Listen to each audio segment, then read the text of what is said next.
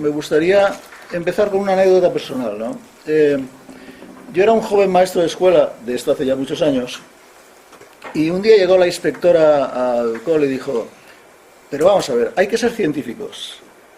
Y añadió, como en los Estados Unidos. Y entonces nos dijo, tenéis que aprender a programar por objetivos operativos, porque es que esta es la única manera de que todos controlemos realmente lo que va a pasar en el aula, etc. Bueno, y yo conseguí elaborar una programación increíblemente buena, bien hecha, con objetos. Dado un campo de naranjos de 3,5 hectáreas, el alumno será capaz de reconocer con un margen de error de 3, no sé qué, cualquier chorrada, la que queráis ponerle. Y eso lo guardaba en el cajón de la mesa de que en algún día fue territorio exclusivo del maestro y que entonces era ya un espacio de trabajo de todos los alumnos. Porque yo empezaba a ser un maestro Freinet. Empezaba a ser un chaval que iba aprendiendo del movimiento, sobre todo del movimiento Freinet en aquel momento. Así que yo seguía haciendo lo que me daba la gana, desde lo que iba aprendiendo de mis amigas y amigos, fundamentalmente del movimiento Freinet, y guardaba el papelito por si venía la inspectora. Es verdad que también seguramente había otros colegas en el aula que también seguían haciendo lo que les daba la gana y que no eran Freinet. Pero en cualquier caso, lo que quiero decir es que las retóricas del cambio nos cambian la realidad. La realidad no se cambia nunca por decreto, y mucho menos porque de pronto llegue alguien y con más o menos buenas palabras o buenas... Estaba recordando también, escuchando a calle, cómo conocí a Jimeno Sacristán. Porque fue en una mesa como esta, en una escuela de verano, en la que se presentaron una cosa que se llamaba entonces los programas renovados de la EGB. Y entonces con Jimeno descubrimos que las introducciones de los programas eran piagetianas, y sin embargo, aquello de los ciclos, ¿no? ¿Os acordáis de los ciclos? Y sin embargo, el desarrollo era claramente conductista. Ponte ahí, que te voy a enseñar la teoría de conjuntos, que era algo que por cierto, de pronto desaparece, ¿no? ¿Qué es lo que quiero decir? Pues que si no hay una voluntad de sujeto, es decir, de querer estar en el aula, de querer estar en la escuela y de querer protagonizar un verdadero cambio, no hay cambio. No hay cambio, ¿eh? Y que es solo desde esa voluntad, que en mi caso y en nuestro caso fue una voluntad de sujeto colectivo, es decir, de un movimiento que se organiza, que se reúne, que se pone a pensar juntos y juntas, porque es desde ese espacio desde el que podemos ir construyendo alternativas muy concretas, muy pequeñitas, muy elementales. Una de las cosas que me ha asustado, tú discúlpame, Calle, porque además yo sé que has hecho un esfuerzo de síntesis precioso, pero a mí una de las cosas que me ha gustado es la complejidad de la retórica. Que lo que hace es básicamente distanciarnos de nuestra realidad concreta, de las historias que nos pasan día a día, de los problemas con los que nos enfrentamos concretamente en el aula cada rato, ¿no? Por tanto, bueno, esto quería dejarlo apuntado como no solo como anécdota, ¿no? Es decir, y es pensar sobre el modo en que si no hay voluntad de sujeto, si no hay una posición política sobre lo que nos pasa y lo que está pasando en las aulas y las escuelas, y desde ahí empezamos a pensar juntos y juntas qué es lo que podemos cambiar y cómo lo podemos hacer, es verdad que esas retóricas en algunos casos nos ayudan. También recuerdo, siguiendo con las anécdotas, y disculpadme, que en aquel momento era el primer año que yo empiezo a trabajar, y entonces llego a la escuela y digo, no, es que yo no hago exámenes. Aquella inocencia de los jóvenes maestros. Y entonces me dicen, pero ¿cómo no vas a hacer exámenes? Llamo a la inspectora, bla, bla, bla, una bronca.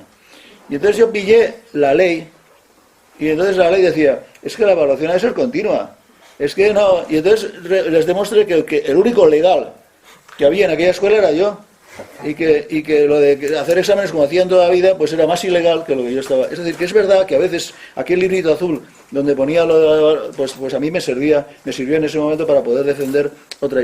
Y es probable que esta historia del diseño universal, es probable que esto en algún momento nos pueda ayudar a decirle a alguien, oye, pero perdona, si lo dice la ministra o el ministro, quien sea, ¿no? Lo dice la ley o lo dice quien tenga que decirlo. Bueno.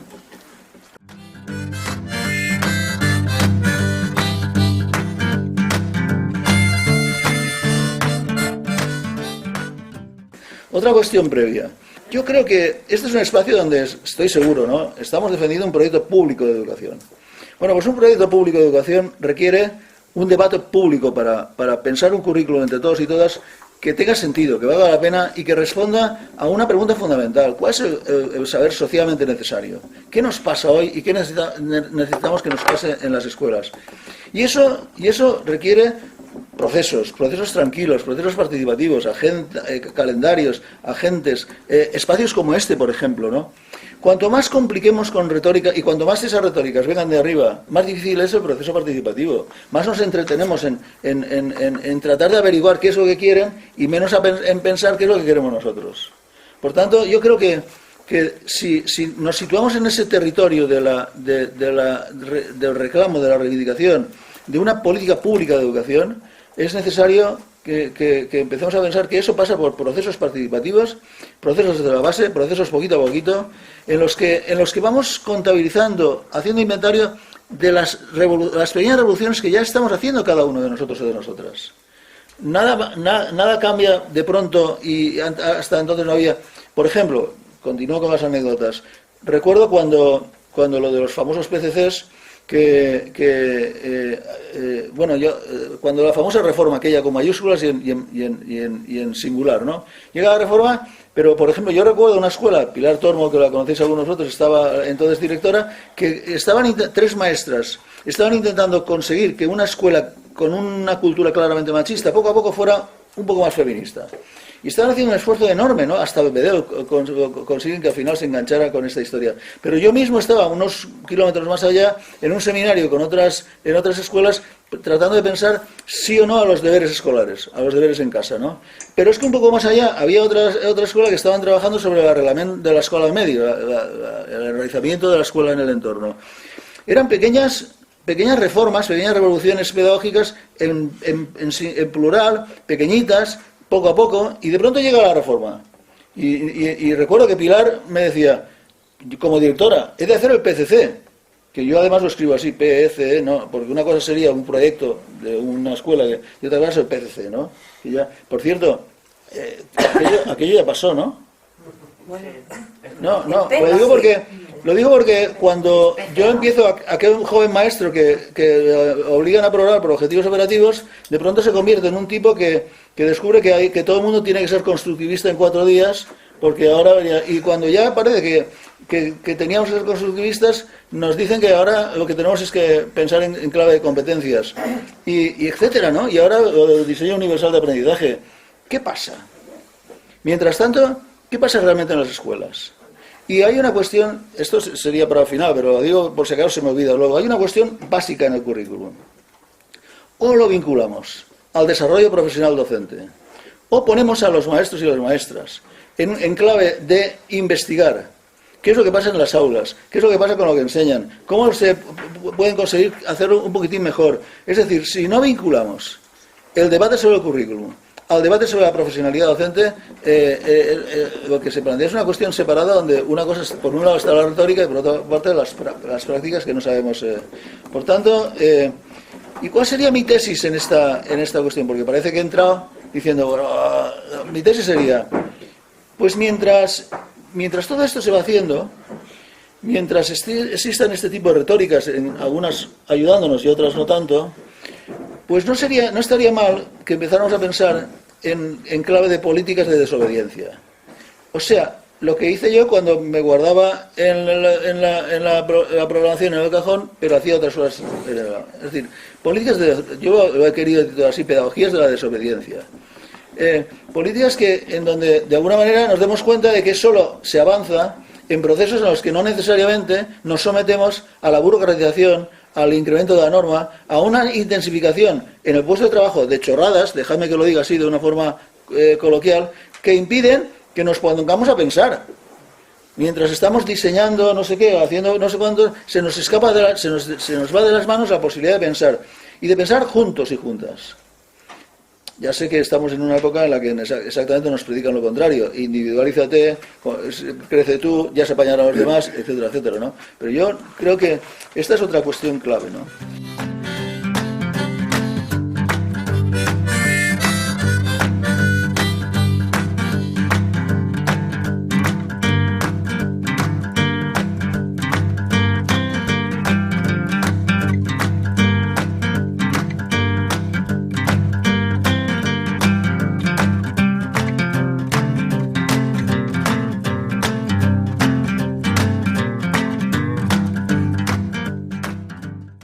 Y mientras tanto, y desde esas políticas que yo decía de desobediencia, 4 o 5 cuestiones que yo creo que son claves en el currículum y que además las diré como las decíamos hace 50 años. Para que, o sea, es decir, pues intentando buscar las palabras con las que realmente encontrábamos en la raíz de las palabras el sentido, ¿no?, de nuestras prácticas, recuperando esa... Bueno, y una sería, a ver, si no hay reconocimiento de la experiencia, de la biografía, del territorio, de la cultura popular, de las cosas que nos pasan día a día, de las experiencias con las que nos hacemos, de aquello con lo que nos pasa en la vida cotidiana y que nos confiere identidad, si el currículum no se vincula con todo eso, ¿dónde está el sentido del currículum para el desarrollo, para hacer posible el artículo 27 de la Constitución? Que lo que nos dice es, tú lo que tienes que hacer cuando un niño te interpela con la mirada, es lo que te está diciendo es tú qué haces para que yo crezca en mi desarrollo personal, bueno, entonces eso es, no nos dice, tú con tus matemáticas o con lo que sea, pero estás al servicio de ese desarrollo, ¿no? Bueno, pues, primera cuestión, el reconocimiento de experiencia, biografía, territorio, cultura popular, etcétera, etcétera. Y no me digáis que eso es metodología, porque eso es epistemología, es decir, es una teoría de conocimiento que pasa, para construirlo lo tengo que hacer desde lo que me pasa y desde las cosas que ya sé que me pasan. Y desde las cosas que sabiéndolas me construyen mi identidad, ¿no? Bueno, esa sería una primera cuestión. La segunda, que también la hemos dicho 1.000.000 de veces, la integración, poner en relación saberes, pero bueno, en el libro que presentamos esta tarde, hay un texto precioso de García Márquez, bueno, esta tarde os lo leeré, o lo leerá el otro Chaume, ¿no? Pero más o menos es muy bonito porque García Márquez, un tipo que se dedica a escribir, y a escribir muy bien, pues en 3 renglones nos dice esto mismo, nos dice, pero ¿cómo podéis tratar como hermanas enemigas a 2 fuentes de saber que no se pueden desvincular, que son las ciencias, las artes, y cómo eso no lo vinculáis a la cesta de la compra? Dice García Márquez. Es decir, García Márquez está diciendo cómo tendría que ser el currículum en 3 renglones y de una manera hermosa, no con todas las retóricas estas que a veces uno se encuentra. ¿Y por qué las ministras de Educación o los ministros de Educación no pueden ser García Márquez? O sea, gente que en 3 renglones te dice lo fundamental. Ya está bien de tratar como hermanas enemigas a lo que siempre tendría que cogerse el brazo y caminar juntas. Ya está bien de creer que esto no tiene nada que ver con la cesta de la compra. Pero ¿cómo es posible que estés enseñando una cosa al margen de la vida cotidiana de la gente, etcétera, ¿no? Por tanto, integración, poner en relación saberes y en relación con la vida cotidiana. Bueno, mirad, hay una anécdota una historieta, mejor dicho, que yo cuento a menudo, que voy a plantear aquí también, ¿no? Pero que es, creo, muy ilustrativa. Imaginad un viernes por la tarde, un grupo de adolescentes se reúne a las puertas de un centro comercial para durante un par de horas estar juntos, caminar por las calles del centro comercial, y se empujarán, se reirán, se enamorarán, se desamorarán, se enfadarán, lo que sea, ¿no? En una relación mediada por la omnipresencia de la mercancía. Y desde la omnipresencia de la mercancía, una teoría del cuerpo, de la sexualidad, de la alimentación, de la familia, del viaje, de esas cosas, ¿no?, que nos importan y que nos ocupan y que nos preocupan en nuestra vida cotidiana. Bueno, pues desde esas teorías se van haciendo. Fijaros, mi hipótesis, eso es currículum. Porque tú estás aprendiendo en ese par de horas. Pero ¿cuál es la diferencia? Que mientras el capitalismo de consumo, integra y pone en relación múltiples aspectos para que tú comprendas cómo tiene que ser tu vida, tienes que vestir así, tienes que alimentarte así, tienes que viajar así, tienes que ser, esta familia tiene que ser así, etcétera, etcétera. El capitalismo lo tiene muy claro. Pone en relación en un contexto práctico un conjunto de discursos que no se fragmentan, porque es precisamente en la unitariedad, en la relación entre ellos donde está la posibilidad de hacerte, de construir tu identidad, y desde tu identidad, claro, el consumo. Y mientras la escuela fragmenta, separa, el lunes esto, mañana lo otro, ahora te explico yo, luego entras tú, ahora tal, lo que tú dices no tiene que ver con lo que yo digo, etcétera, etcétera. Y la escuela es la que dice la ley, he notado unas cosas hermosísimas, ¿no? Que hemos de asumir los retos actuales frente a un futuro incierto, que hemos de vivir una vida... O sea, ¿cómo es posible, ¿no? Que siendo las leyes tan hermosas en las introducciones y en las cosas que nos dicen, luego nos demos cuenta de que es mucho más eficaz el currículum del centro comercial que lo que nos está pasando, que lo que ocurre realmente en las aulas, ¿no? Por tanto, la integración, la de poner en relación saberes, ¿no? Pensar desde la complejidad. Pero ¿cómo podemos pensar desde la complejidad si luego vamos a abrir el aula con un libro de texto encima de la mesa? ¿Cómo podemos pensar la complejidad? ¿Y cómo podemos pensar en un tipo de aprendizaje universal? No sé, yo no he estudiado mucho la historia, pero lo que interpreto, ¿no? Cuando tengo un libro de texto encima de la mesa, ¿dónde está la complejidad? Si el libro de texto es una herramienta precisamente para la simplificación, para la tricalización, cuando no para la construcción de la mentira, como en algunos análisis hemos visto ya, ¿no? Bueno, por tanto, esa es otra cuestión, que la he escuchado en la introducción que hacía Calle, la he escuchado en lo que dice la ley, pero que yo lo diría de otra manera. ¿Cuáles son nuestras urgencias? En el caso del movimiento de renovación nuestro, hace muchos años, ¿no? Nos planteamos una investigación sobre cómo elaborar un proyecto curricular que partiera de lo que sería para nosotros las urgencias, ¿no? Y entonces decíamos, pues radicalizar la democracia, porque vaya tela lo que llaman ahora democracia. Segundo, hacer más feminista la vida, ¿no? Ahora lo diríamos con otras palabras, pero entonces lo decíamos así. Tercero, pues ecologizar el mundo, ¿no? Y esas eran, pero eran los nuestros, ¿no? Y abríamos un debate, y vosotros creo recordar que estuvieseis haciendo una cosa, bueno, más elaborada todavía que la nuestra, ¿no? O sea, ese es el debate, ¿no? ¿Cuáles son realmente las urgencias ¿Y por qué nosotros no lo podemos decir?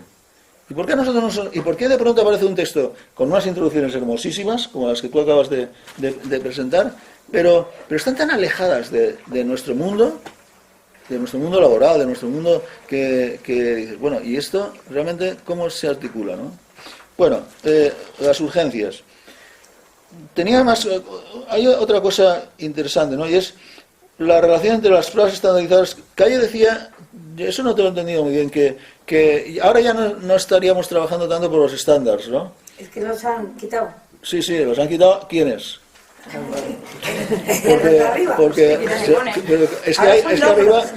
Pero es que arriba hay más arriba. Porque si resulta que una oficina técnica de unos técnicos expertos, que esos sí que son expertos, en un no sé qué despacho de la comunidad te dicen, esto es lo que Europa tiene que... Y entonces de pronto uno dice, ¿y entonces cuál es eso que llaman el currículum nacional? Y en mi pueblo, ¿cuál es la posibilidad de que nosotros podamos pensar entre nosotros qué es lo que los niños y las niñas de este pueblo y dónde está nuestra lengua y nuestro territorio y nuestra cultura y nuestras historias, ¿no? ¿Y por qué eso se reduce? Y las clases están... Yo no sé si... ¿Entonces ya se ha quitado PISA? O sea, se han quitado los estándares y se han sustituido, han vuelto los objetivos en función no tanto de los estándares que era al final el chico tiene que ser capaz, sino los objetivos más de lo que tenemos que intentar fomentar. O sea, más en logros más que en resultados.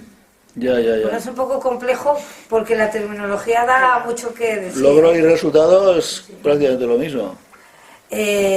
Claro, pero están más abiertos, están más desde la perspectiva de enseñar y el otro es más de lo que el alumno ha sido capaz de hacer.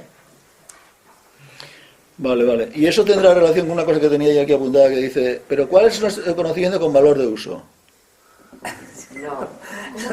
No sé, bueno, lo podemos pensar, pero en todo caso, porque el valor de cambio ya sé que lo tiene. Mira, si has pasado, si no has pasado, pues ya sabes lo que te pasa, que tendrás que regresar hacia atrás.